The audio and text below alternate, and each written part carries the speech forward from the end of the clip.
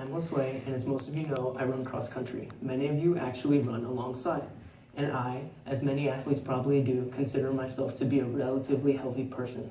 As a matter of fact, I pat myself on the back for having given up sodas for the last 3 years. I congratulate myself because the sad reality, according to a CNN article, is that almost 2/3 of the children in the United States consume at least one sugary beverage on any given day, and that roughly 30% of those same children have 2 or more. However, this is only one disappointing health-related issue that Americans have.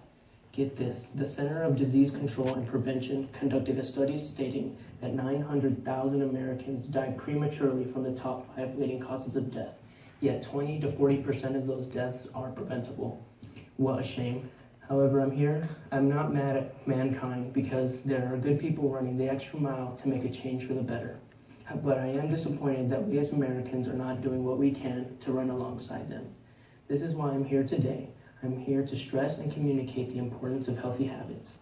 But let's not dive into the numbers quite yet, because we need to first examine the problems affiliated with our unhealthy lifestyles, identify the causes, and ultimately consider sensible solutions to help us as a society attain and maintain healthy habits. The ultimate problem is that people are losing their ability to be skillful and creative. To gauge the magnitude of this problem that has arisen from our unhealthy lifestyles, we need to take a step back and look at the big picture. About 250,000 years ago, we as Americans began to use fire, stone tools. Yet the largest change was that culture became a key part in changing and shaping our everyday lives. These egalitarian societies of 25 to 50 people were hunters and gatherers, as a community and as a culture, all were viewed as equal and each equally contributed to their societies. Their culture and way of life allowed them to naturally have healthy habits. They maintained a balanced diet of protein, fruits, vegetables, seeds, and herbs, all the while engaging themselves in physical activity, whether it be hunting and gathering, playing games, or performing rituals to pass the time. They as people were healthy and prosperous, allowing history to fast forward to today. Today there's no need to hunt and gather, because as I like to put it, we work, eat, and then Netflix and chill. There's no hiding the fact that we are not the same as we once were. As a matter of fact, this has become what our culture is built upon: work, food, and entertainment. These 3 things each contribute to our incapability to attain and maintain healthy habits, and thus are the causes of people losing their ability to be skillful and creative. Let us take work, for example. The ability to work essentially allows you the freedom to do things you want with your hard-earned money. Not a bad deal. Until you see that, according to a CNN article, adults employed full-time report working an average of 47 hours per week, which equates to 6 days, roughly, which is almost 33 hours more than our ancestors spent working.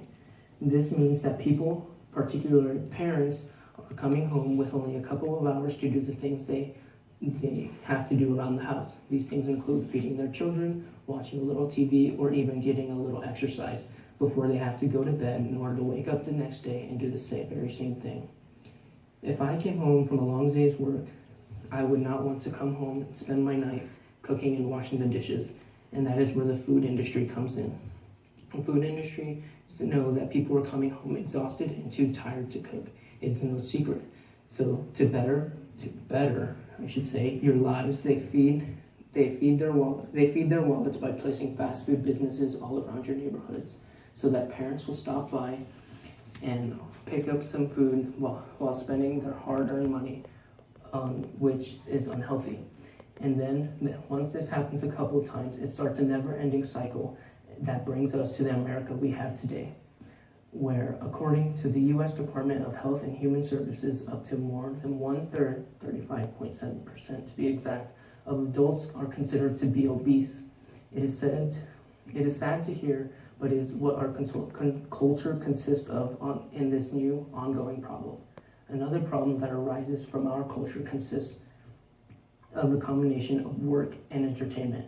Now, I personally think it's quite beneficial to watch a reasonable amount of TV, but as I said, reasonable. And right about now, you're thinking to yourself, how does Netflix have to do anything with work? Well, it is similar to the to the food industry. Anybody here remember when you actually had to get in your car or walk to a Blockbuster to get the movie you wanted to see? Well, now with the click of a button, you can watch all your favorite TV shows and movies on Netflix, Hulu, or even your Amazon Prime stick. And those companies know that you love it. Yes, as a matter of fact, they figured since people are working and coming home tired, that let's give them what they love without having them move from their couch. They make money off your unhealthy lifestyle just as restaurants do. Like I've stated before, it is a disappointing fact. And what is more disappointing is that the children of America are living and learning from the same culture.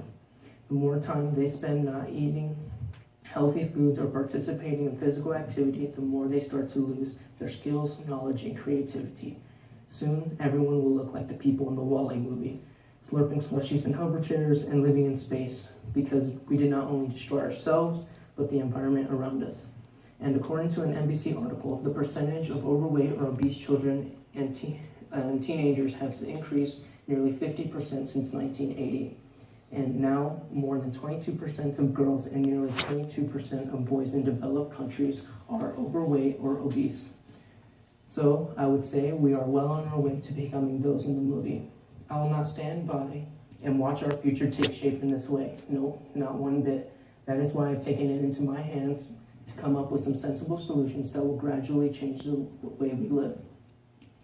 As it may seem, work has a lot to do with the reasons why we are spiraling down into this unhealthy lifestyle. So let us start there.